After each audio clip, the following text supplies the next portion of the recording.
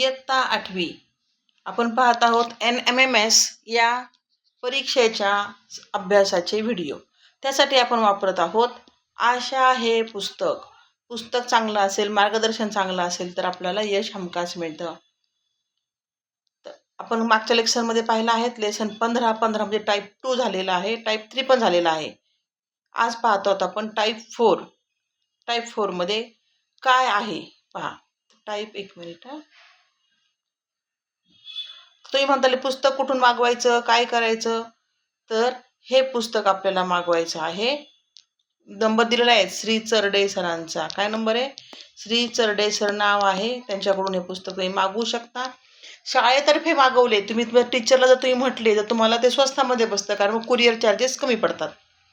ठीक आहे. आता टाईप 4 चाललेला आहे आपला. बॉक्स फॉर्मॅटमध्ये असतं. असं बॉक्स दिलेला असतो, सुडोकू सारखा सोडवायचा असतो, कधी अजून काही वेगवेगळे नियम असतात. पाहूया त्याचे काय काय नियम आहेत ते. आणि चौथा आणि पाचवा आपण एकत्र घेणार आहोत. चौथा आणि पाचवा एकत्र घेणार आहेत कारण ते रिलेटेड आहेत एकमेकांशी. ठीक आहे. चक्राकार किंवा वर्तुळाकार आणि बॉक्स मधल्या. ओके. आता ते अशी मांडणी असेल किंवा अशी मांडणी असेल, अशी असेल किंवा अशी असेल. एका चौकोनात 4 असतील, एका गौला 6 पण असतील, स्टार शेप मध्ये असतील, मग समोरासमोरचं नातं एका पाहायचं, अर्ध्या आकृतीचं नातं एका पाहायचं. ठीक आहे. आता तर कृत्या कोणत्या, क्लॉकवाईज अँटी क्लॉकवाईज आहे का पाहायचं. म्हणजे क्रमवार मालिका असतात, बेचा पाढा असतो किंवा समसंख्या असतात, विषम संख्या असतील, प्राईम नंबर असतील. ते एक तर क्लॉकवाईज दिले असतील, असे वाढत जात असतील किंवा असे वाढत जात असतील. याला अँटी क्लॉकवाईज म्हणायचं. घड्याळाच्या काट्याच्या दिशेने आणि घड्याळाच्या काट्याच्या विरुद्ध दिशेने म्हणजे अँटी. घड्याळाच्या बाजूने म्हणजे क्लॉकवाईज, हे अँटी क्लॉकवाईज. मग अजून काय पाहायचं, समोरासमोर संख्यांमध्ये काय नातं आहे का बघायचं, एकमेकांची तिप्पट आहे का. इथं 4 दिला, इथे 16 दिला, इथे 2 दिला आणि 2चा वर्ग इथे 4 दिलाय, असं काय दिलं का. इथे 5 दिला, इथे 25 दिला, तसंही पाहू शकता तुम्ही. दुप्पट पाहायची, तिप्पट पाहायची, जवळच्या संख्येमध्ये फरक आहे का काही. इथे 5, इथे 10 दिलेला असतो, इथे 6, इथे 6 आणि 5 11 दिलेला असतो, इथे 7 आणि 5 12 दिलेला असतो. यांच्यामध्ये 5 डिफरन्स असतो. असंही असू शकतंय. बेरीज वजाबाकी असू शकते मध्ये. किंवा हा गोल आहे, ह्या गोलामध्ये इकडची बेरीज बरोबर इकडची बेरीज असंही असतं. मग याच्यामध्ये अजून काय काय पाहायचं आपल्याला. n पाहायचा, n वर्ग अधिक 1 म्हणजे संख्येचा वर्ग अधिक 1. संख्येच्या वर्गामध्ये पुन्हा तीच संख्या मिळवली, संख्येच्या घनातून संख्येचा वर्ग मायनस केला. तर थोडी शृंखला जी आहे ना, ती 2-4 गोष्टी संख्या येईपर्यंत पाठच करून टाकायची. बघितलं की समजतं आपल्याला, मग ती आपली दिशा आपल्यासोबत बोलते, आपल्याला ते प्रश्न आपल्यासोबत बोलतो. ठीक आहे. आता नमुना प्रश्न पाहूयात. पहिला प्रश्नचिन्हाच्या जागी योग्य संख्या लिहा. आता इथे काय आहे, 5 32.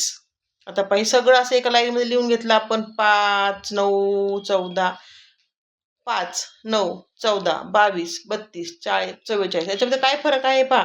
या दोघांमध्ये 4चा फरक आहे, या दोघांमध्ये 6चा आहे. मग इथे 8चा येणार, मग इथे 10चा, 12चा, मग इथे येणार आहे फरक 14चा, मग 16चा. म्हणजे इथे जे फरक आहे, फरक हा 2-2नी वाढत जातोय. मग आता उत्तर काय येणार आहे पहा. इथपर्यंत 14 आले, मग ह्या 58 मध्ये किती मिळवायचे आपल्याला. 16चा नंबर आलाय. 2 4 6 8 या दृष्टीने. मग 58 अधिक 16 किती होतात 74. म्हणून उत्तर आपलं समजलंय. हे असं शृंखला असते, मालिका असते, 2-2नी वाढवत जायचं प्रत्येकाचा फरक. किंवा पुन्हा यांचा फरक काढला 2 आला, पुन्हा फरक काढला 2, पुन्हा फरक काढला 2, पुन्हा फरक काढला 2 2 2, पुन्हा इथं 2 वाढवलं तर 18 येतो. आणि या संख्येमध्ये मग आपण इथे 18चा गॅप करायचा आहे. पुढचा प्रश्न. आता पहा इथे काय, समोरासमोरच्या संख्यांची बेरीज आहे. विचार करायचा आधी. पहा ही 35 आहे, ही 15, 50 येते. ह्या दोघांचं 50 येतं, ह्या दोघांचं 50 येतं. मग इथं अशी कोणतीही संख्या टाकल्यावरती उत्तर 50 येणार आहे. वजाबाकी करायची 19. ऑप्शन क्रमांक 1.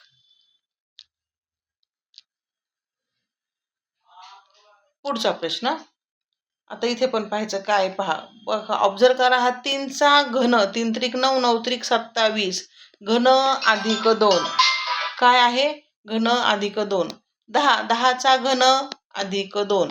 5, 5चा घन अधिक 2, 8, 8 साठी 64, 64चा घन 512, 512 मध्ये अधिक 2 केले 514. ऑप्शन क्रमांक 3. पुढचा प्रश्न. आता इथे पहा काय वाटतंय, समोरच्या संख्यांतील फरक पाहायचा आहे त्याने सांगितलंय. ओके, आता समोरच्या संख्यांतील फरक. आता 39 आणि 10 यांच्यामध्ये किती फरक दिसतोय? 29चा. 33 आणि 62 मध्ये किती फरक दिसतोय? 29चा. म्हणजे यांच्या सगळ्यांमध्ये फरक किती आहे? 29चा. 47 आणि 18 या दोघांमध्ये फरक किती आहे? 29चा. मग 58 आणि इथे किती फरक पडायला पाहिजे? 29 किंवा 58 अधिक 29. ठीक आहे. मग आता 8 16 आणि 17, 87 तर पर्याय नाहीये, म्हणजे आपलं उत्तर काय येणार आहे? 29. ठीक आहे. 29चा फरक पाडलाय आपण सगळीकडे. ऑप्शन क्रमांक 3. पुढचा प्रश्न. आता पहा इथे काय सांगितलं, क्लॉक वाईज. बघा आपण निरीक्षण केलं ना आपण त्याचं की आपलं समजतं बरं का. आता हे पहा, पण 7, 7 दुने 14 अधिक 1, 15 दुने 30 अधिक 1, 31 दुने 62 अधिक 1, 62 दुने अधिक 1. आता इथं एक तर 7च्या खालचं येईल किंवा वरची, पण छोटी संख्या कोणी दिलेली नाहीये. इथं आपण 3 पण लिहू शकतो. 3 दुने 6 अधिक 1 7 असं पण येऊ शकतं. पण ऑप्शन आपल्याला 3 नाहीये. मग आपण काय करू? 127 गुणिले 2, 7 दुने 14, 12 दुने 24 आणि 25 अधिक 1, 255. समजतंय? खूप छान आहे ना. इंटरेस्टिंग, एकदम इंटरेस्ट घेऊन अभ्यास करायचा. एक जोक सांगते तुम्हाला. आई म्हणते, अगं मुली, अभ्यास करताना रस घेत जा. रस म्हणजे आईला सांगायचं होतं की इंटरेस्ट घेऊन अभ्यास करत जा. मुलगी हुशार असते, काय करते? ऊसाचा रस शेजारी ग्लास मांडते आणि ऊसाचा रस पीत पीत अभ्यास घेते. म्हणजे अभ्यास करताना ती रस घेते. समजलंय? चला, जोक सपाट, अभ्यास करा. पुढचा प्रश्न. आता इथे काय पहा, 7 दुने 14, 5 दुने 10, म्हणजे समोरासमोरची दुप्पट आहे. मग 9 दुने 18. ऑप्शन क्रमांक 4. आवडती गोष्ट असली ना की आपला कंटाळा येत नाही, आणि याची आवड निर्माण करायची की मला आवडतं म्हणायचं. मॅथ्स निगेटिव्ह राहायचंच नाही.